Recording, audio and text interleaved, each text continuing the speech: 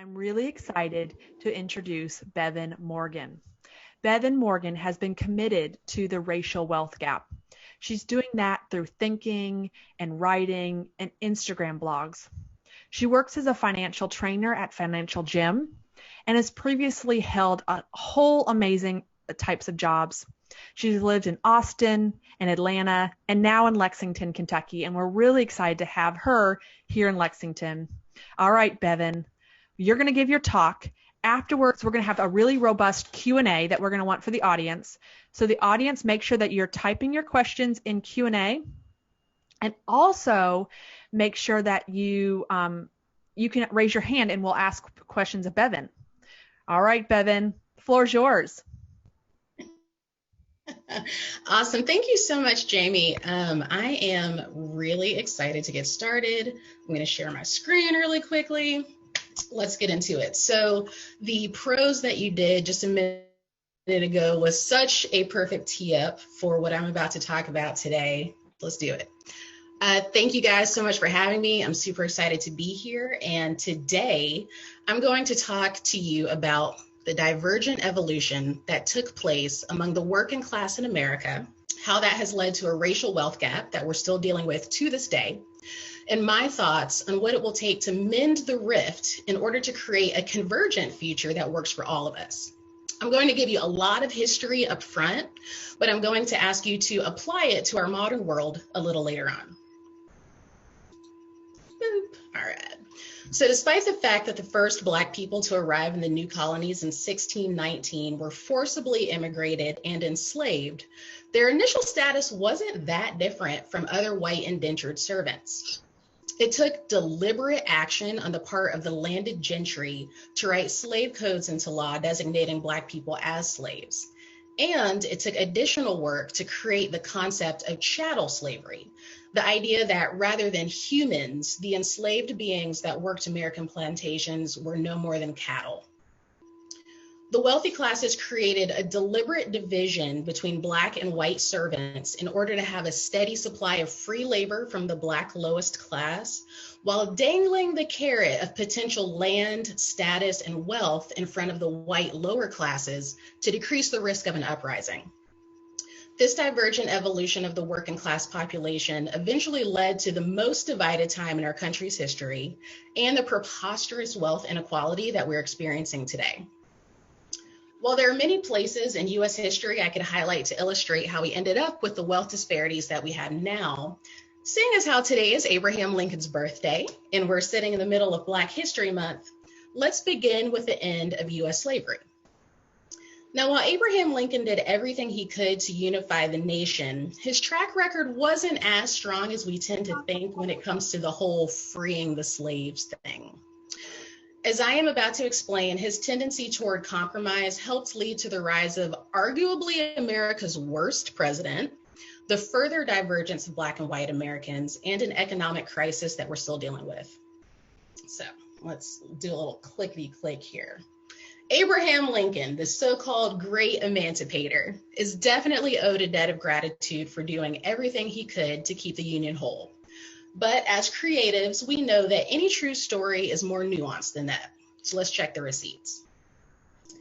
Lincoln was elected in November 1860 after running on a do not expand slavery into the territories platform, thanks in large part to radical Republicans, read abolitionists.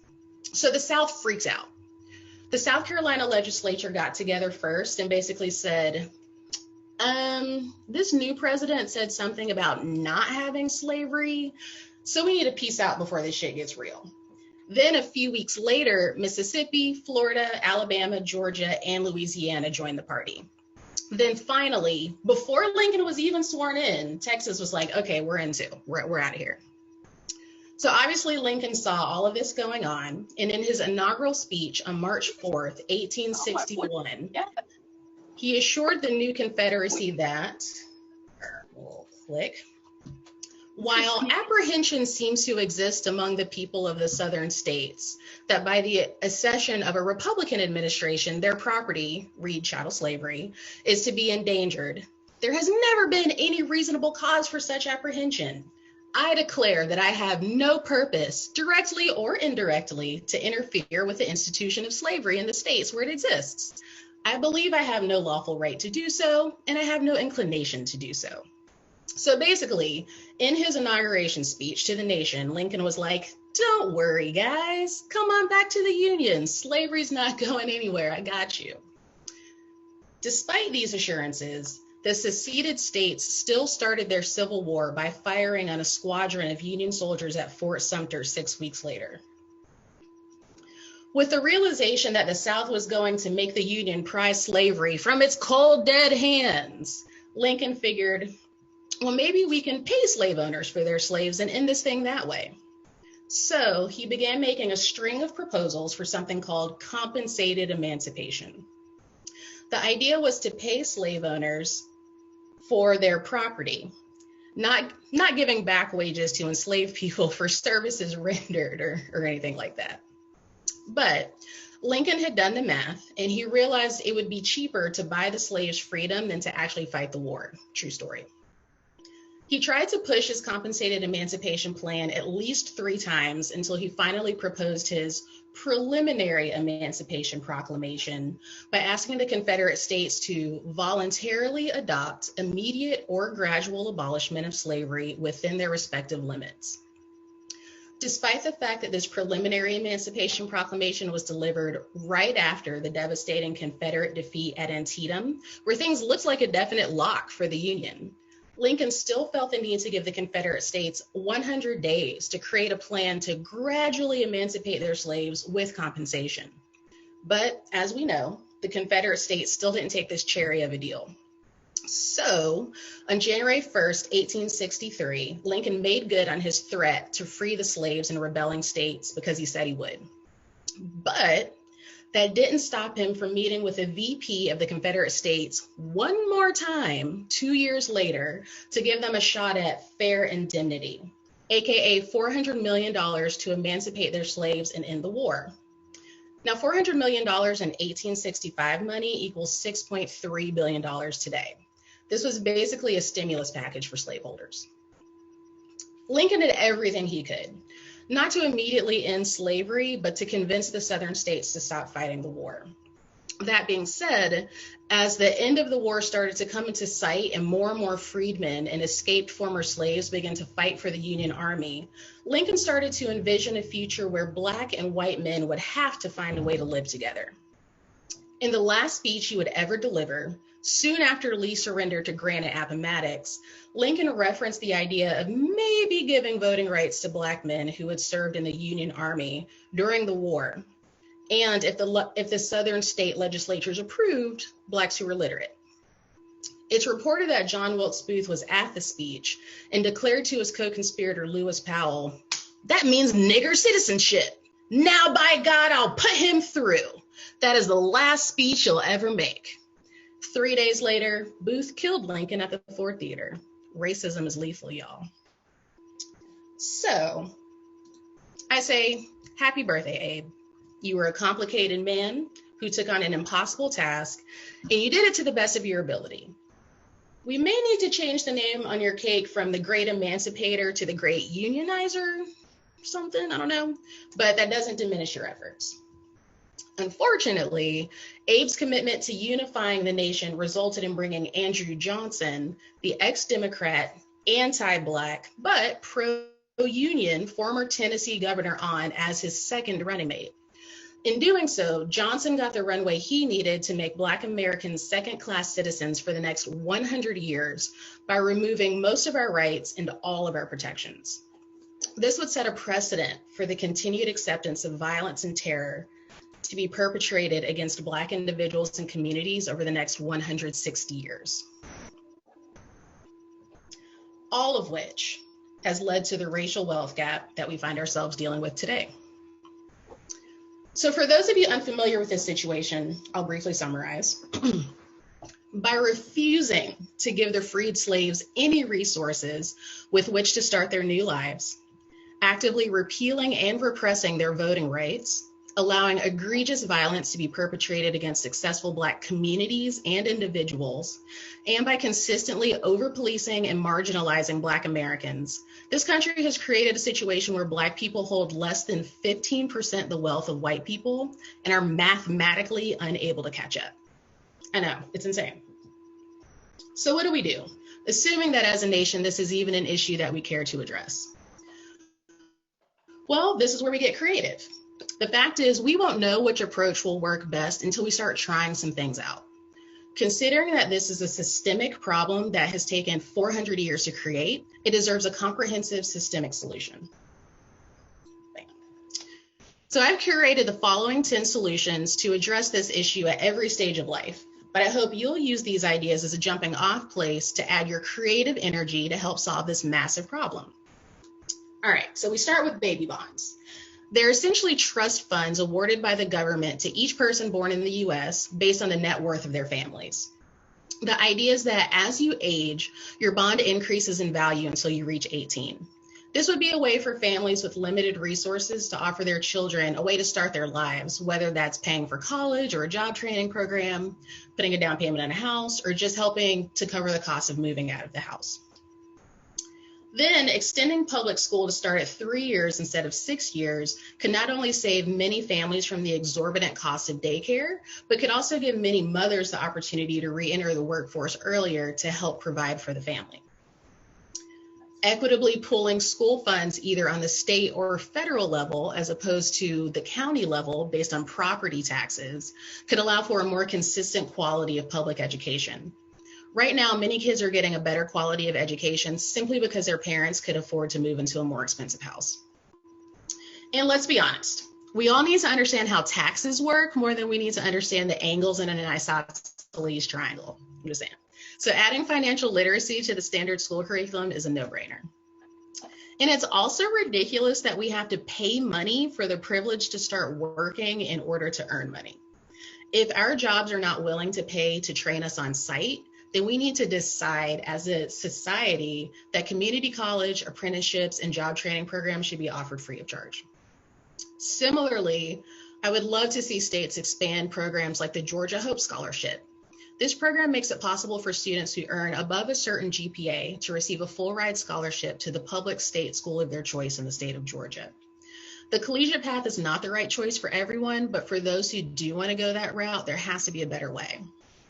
And then finally, once school is over, we have to ban employers from asking for either your previous salary or your salary requirements.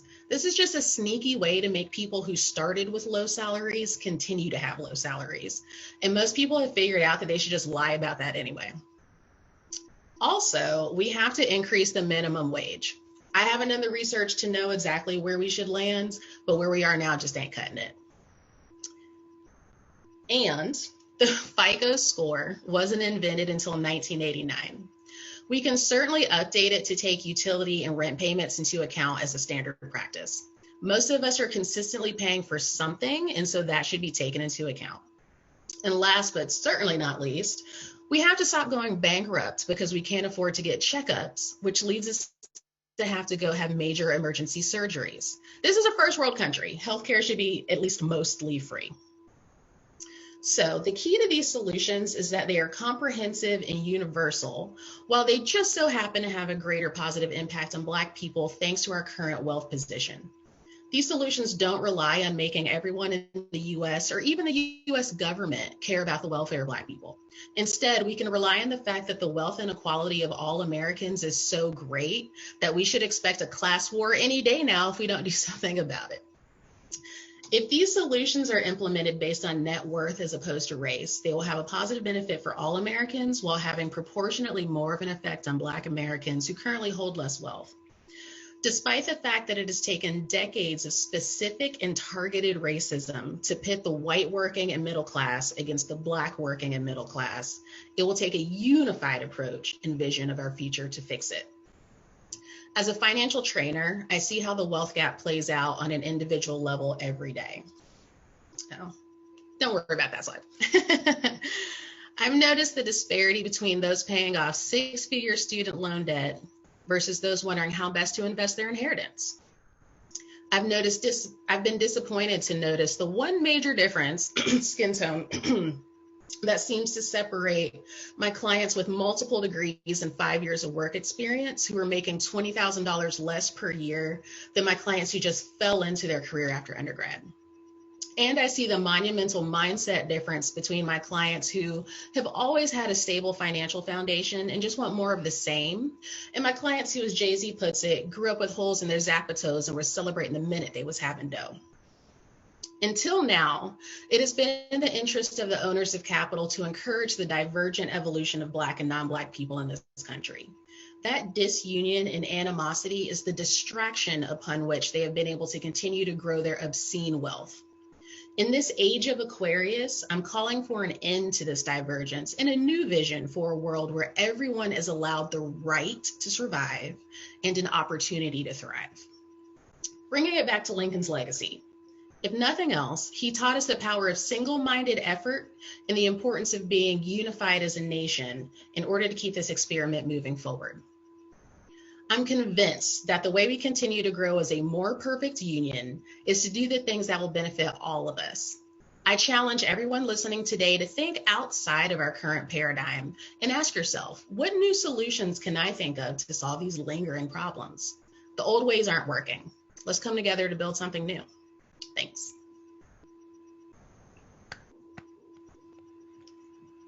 Bevin, thank you, thank you, thank you. You can see the claps. I'm going to do something that may get a little bit of feedback, but if you go ahead and unmute yourself and just give her a clap so that we can hear some of that noise that we would use. Go Bevin! Go Bevin! Work. Awesome. Thank you guys so much. As you can hear some of that affirmation of people really liking you. Oh, I'm going to mute, make sure I'm on mute. So right now we're going to have a Q&A. So this is where you get to ask questions of Bevin and her expertise about her talk, about being a financial trainer. So first off, I've got two questions for you, Bevin. Let's go. One, there was just so much that you said. You covered healthcare, you covered daycare, you covered historical, systematic trends on where we are to now. You covered working with your clients and just the difference that you see. So I'm trying to figure out where to start and what question to ask. So this one's maybe just an easy one to get to know you a little bit better, but why are you so passionate about the racial wealth gap? Why are you in this field now? I know you weren't always in the financial field. What brought you here? Sure, yeah. A very good friend of mine here in Lexington, and I hope she knows herself when she hears this, but she and I were talking about buying houses. And she's an incredible woman who does so much for the Lexington community. And she's just a badass human being. And I was listening to her saying like, oh man, my number one goal on my bucket list, the only thing that I really want to do is own my own home.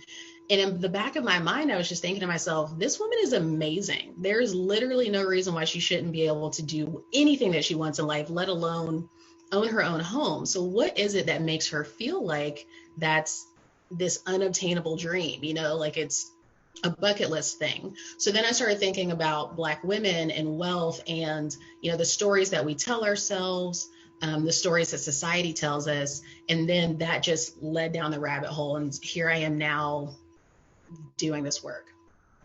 Yeah, that's so important that we have these amazing people doing amazing work in Lexington that don't feel like they can own a home or they don't feel like they can have the next step. So I appreciate that you're doing this work and really helping understand finances. Following you on Instagram, it's been so helpful to just learn some of these tips. All right, and I'm going to ask one more question, but before I do, if you want to ask a question, you can raise the blue hand. It's a little bit different. Zoom has changed. If you click the reactions button, now you'll see that's where the raise hands is. Below the 4 or 5 icons, there's a raise hands button. So if you're wanting to raise your hand and ask a question directly of Bevin, go ahead and do that. But while we're waiting, we got a couple people that have their hands raised.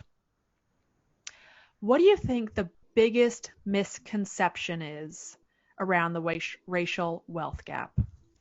Oh man, yeah. So I literally, I'm not going to show it on screen, but I literally have a book down here called Closing the Racial Wealth Gap. And literally the entire book is about how essentially Black people need to just pull themselves up by their bootstraps, and the whole thing will just go away. And while I absolutely believe in personal accountability, I mean, that's what I do for my job all day. And I absolutely believe that we all have the power to make changes in our lives. There's math. Yeah. So Dan Wu said, first folks need to have boots. I mean, like Dr. Martin Luther King said that, it's hard to pull yourself up by the bootstraps when you don't have boots on. So this idea that, if every Black person just got a college degree and would stop buying Air Jordans, like the racial wealth, that's utter BS. So, unfortunately, we're in a position where mathematically it's literally impossible to close this gap without making some systemic change. And, again, while I encourage every single person who can hear my voice to do anything in their power to change their life for the better, I also want all of us collectively to come together to re-envision a new and better world for us all. Yeah, that's one of the quotes I wrote down, like mathematically, it's impossible to catch up. Yeah. Mathematically, it's impossible. All right, so we have someone with their hands raised. Raquel, if you want to unmute yourself, you can ask Bevin your question. Good morning, Bevin, and what an awesome presentation. I did want to ask you, can you expand a little more on how the gap in home ownership really contributed to this wealth gap in particular? I think you and I have talked about it quite a bit, in starting with the owning of homes and building an equity, because I think the last I looked, in African Americans, it was like 47% home ownerships, and in white Americans, it's 76%. So can you expand a little bit on the effect that has? Yeah, absolutely. That's a great question. Thanks, Raquel. So for people who don't know about redlining and the Homestead Act, there are many places in history where this disparity, this wealth gap, has widened over time. But specifically regarding home ownership, I don't have the dates in front of me, but we're talking like 30s, 40s, 50s, maybe, I don't know, New Deal era. Essentially, the United States said, hey, we've got all of this land. We are going to reinvigorate the economy. So we're going to offer free homes to Americans. And those free homes went predominantly to the tune of 90 to 98% to white Americans. So, free land, free homes are going to white Americans for decades. Black people are widely left out of that, which obviously over time, as homes get passed down through inheritances, et cetera, that gap widens. Additional things, redlining. So, there's an entire decades of time in our history where Black people were literally not allowed to buy homes in certain neighborhoods because they were a risk.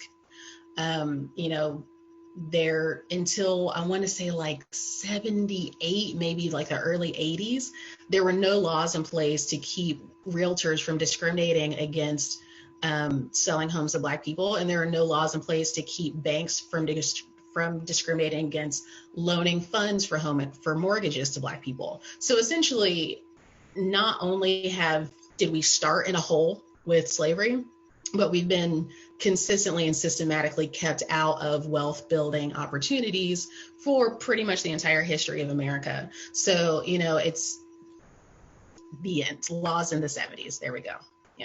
This stuff is recent, is the point. Yeah, thank you. And Raquel, I forgot to do my nice little twinkle. You get a twinkle when you ask a question. So thank you, Raquel. Next, I had Dan, and then I see Miriam. So Dan, if you'll go ahead and unmute yourself. Let's see. Hello, Bevin. Hello, everyone. Happy New Year, first of all. My question is kind of a follow-through with the thing I put in the chat. A lot of the ideas you have to kind of equalize the wealth gap, I think are really, really great. But it feels like most of that stuff has to come from some level of government, either local, state, or federal. I'm very, very skeptical about anything getting done on the federal level the way things are. What can be done on the local level to implement some of your ideas, and how do we pressure local government to take those actions? Thanks. Thanks, Dan. That is a badass question. It's tough because, to your point, most of the solutions that I did curate are, as I mentioned, kind of like comprehensive, right? They're top level ideas. And the reason why I think that's so important is because, again, this isn't a problem that's going to be solved on an individual level. And I don't know, but back to your question. So what can we do on a local level? And I'm just going to go back to my slide here. So I think some of the things that we can do, I didn't even mention the progressive tax. Sorry, but that's also a federal thing. But I think some of the things that we can do from a local perspective are offering like those community college, apprenticeship, and job training programs. Honestly, like that's a little bit above my pay grade, Dan, because it's like I don't think we can decouple school funding from property taxes at a local level. Like I think that is a state and federal thing. We could probably do like more free daycare opportunities at the local level potentially, but this is all about re-envisioning a new world, right? Like breaking those old paradigms. So exactly, let's get progressive, like what we're doing at Civic Lex, right? So it's like, let's really think outside of that box of how do we get private and public organizations together? How do we, get nonprofit funds and create these programs that are going to make a difference? But I think it starts with having these conversations that we're having right now, getting super creative about the solutions and just trying things. Dan, you and I have had this conversation. One of the problems with the like state and federal levels being the places where change sometimes happens is that there's this reluctance to even experiment. And I get it, these are human beings. It's hard to do sociological experiments, but unfortunately, in order to see change, we're going to have to start changing things. So let's try some stuff out. Thank you, Dan. You get your question, Twinkle. Next up, we have Miriam, then Terry, then Mike. All right, Miriam. Hi, Bevin. It's so great to see you this morning. I wanted to ask you about, obviously Lincoln was not a perfect person, and he really valued compromise with the other side of the aisle. And as we move into a new administration, how should we rethink compromise as we're trying to do these big systemic changes, especially since there is a lot of hurt happening right now and we want to bring the country together, but we don't want to compromise too much where we're not. Oh, no. Change. Oh, am I frozen? I don't think you're frozen. I think there she is. We got you, Bevin. Okay. Well, that was basically my question, though. Bevin, did you catch that? Let's see. Uh-oh. I think she may have dropped. This is the fun of these. Well, the fun of these virtual settings. So I'll give her a second to. I think I'm back. There you are. Okay. All right, Bevin, did you catch her question? Please rephrase.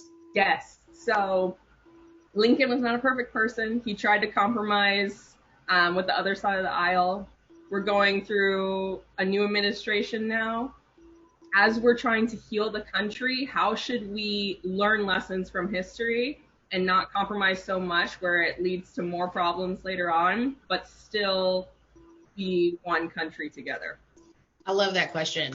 And I feel like it is the, so it's the perfect like analogy, right? So we had Johnson, who was arguably the worst president of all time.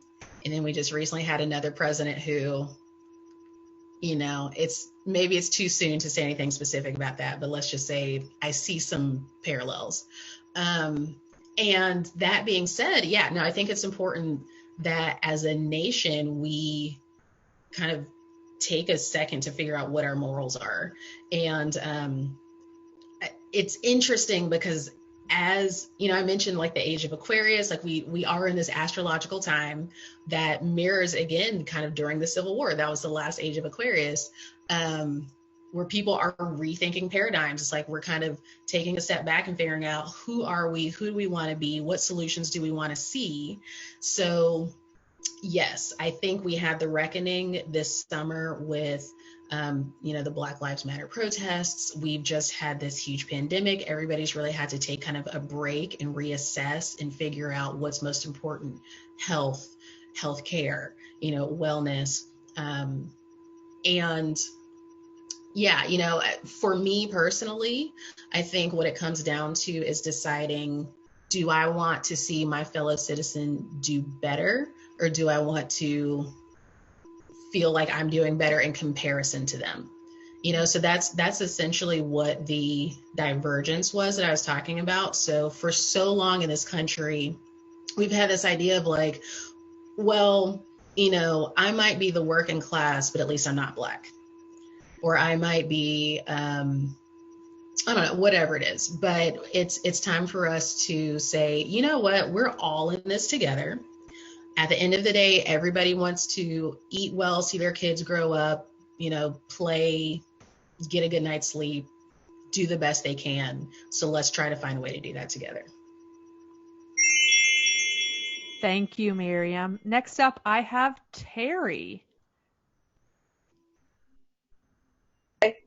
Yeah, thank you. It's just running through the thoughts in my head as you were talking. My background's in public health nursing, about transportation. Frequently, people would say, I can't get that appointment. I can't get to the job because car won't start, battery's dead. I can't afford a new battery. So when I was seeing what you were saying about having them go to school when they're 3, and then the mother can get a job, get working and all that stuff. The coalition, the group that's working with you, my first question is, are you looking at that? Are you looking at the busing stuff in Lexington? How accessible is that? Can you get on a bus that you don't have to ride for an hour because of all the stops to get to your job? And then the other thing that hit me is, because I see this in these families, as soon as the child turns 15 or something, they get a car. So the family has, like, we're talking about white people, 3 cars, mom, dad, children, then maybe 4 cars. So if they're getting rid of some of these cars and then buying new ones, could there be an incentive to gift their car to one of these programs that hires these interns or whatever, to make some of these cars that aren't junkers more available in the community? Is that a creative thought on a Creative Morning? I really love that idea. I think it's super tax write-off, Yeah, no, and listen, like,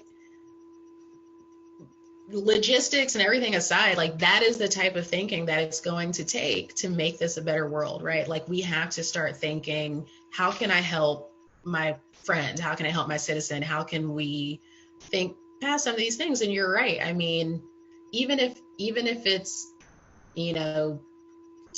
you get a tax credit for donating it to this program, but somebody's specifically thinking, all right, if we can shift these cars over here to help people get to school, get to work, do these different things. Absolutely. I love that idea. I think that's a great idea. Yeah, just one more thing. And I was thinking, all these little garage workers in the neighborhoods, because I saw that in Frankfurt when I was around in Frankfurt, give them a bonus too for working on those cars. So that once the family gets the car from the rich white family, then somebody in the Black neighborhood gets extra money for working on that car to keep it running. I mean, everybody gets a hand. No, I'm done. Thanks. I love it. Let's try it. Let's try it. Why not? Take a shot. Let's see what happens. Terry. And we have Mike. That was the last hand I see. So if there's any other hands, let me know. We're almost to 9 o'clock. So we'll see Mike and then any last questions. All right, Mike. Hey, Bevin. You're crushing it. Thank you for being you. You're pretty great. My question to follow up to Dan's question, sort of I'm curious of your perspective on the chicken and egg, right? Of which follows which of does community support come first, like critical mass, and then that turns into policy change? Or does policy change come first and then critical mass in the community follows the policy change? Specifically trying to figure out if we're going to spend our attention on an effort on one piece, which piece should we focus on first? Mm-hmm. Yeah, that is a fantastic question. And I think just again, like what we saw this summer, it does take that community piece first before we see any action from the higher levels.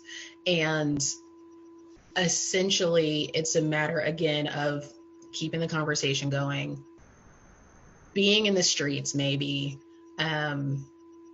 making the phone calls, doing the letter writing, doing the community organizing, and doing some of these same ideas on the smallest scale possible and proving that they work. So, I mean, Mike, you're part of Awesome Inc. You help create small businesses. So this idea of like the minimal viable product. Like, I think that's what we have to do when it comes to these social changes, is essentially figure out what's the minimum viable product. Let's experiment with it. Let's do some lean startup ideas here and show that it works or show that it can work, and then ask for the money to expand it, ask for the additional resources that we need to grow it from there. But yeah, I think it starts at the community level, and it starts with passionate people like us who are like, we just want to see our neighbors do better. So we're just going to start doing things to make our neighbors do better. Yeah, that's great. Thanks, Bevin. Yeah, man. Thank you, Mike. Thank you, Bevin. Are there any last questions? Let me make sure I don't see any hands or anybody in the chat. I love what Dan Wu also said. If we got everyone on this call, we would have a great superhero team working on these issues. Let me see if there's any last questions. Bevin, what's your biggest takeaway? If people walk away from this right now with one big thing, what do you think that big thing that they're going to go think about this weekend or the rest of the week after watching your talk? The big thing that I would love everybody to walk away with is this idea that the way we have done things is not the way that we have to continue to do things. And that can be as small as your morning routine to as big as, and that this is completely outside of what I talked about, but to as big as prison reform. So we get the opportunity every day to decide what we want this world to look like and how we want to treat each other.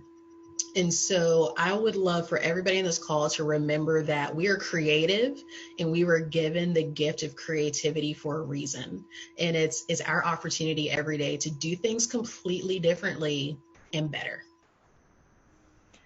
And I love what Courtney kind of said is we're not going back to normal, kind of what you just said, rethinking it doesn't have to be that way. So with that, I don't see any more questions. Bevin gave us her last thought that we're all going to go this weekend and think about. I hope that this morning has been an awesome Creative Mornings for all of you. I hope that you guys all went and followed Bevin on Instagram. There's lots of great tips that she has there, as well as her stories. It's been amazing to meet you. Thank you so much for being flexible and creative as this ice storm happened. One last time, if you guys will unmute yourself and just give Bevin the biggest, warmest applause that we can all go into our weekend with an amazing feeling. Thank you, Bevin. Smart girl. Thank you, Bevin. Good work. Look at that smile. She's wonderful. And Go, with that, Bevin. Go, Bevin. I'm going to play our outro music. And we can just dance out the day. Everyone have an awesome day. It was so glad to have you today. Just remember that everyone is creative and everyone is welcome. Thank you so much for being with us today.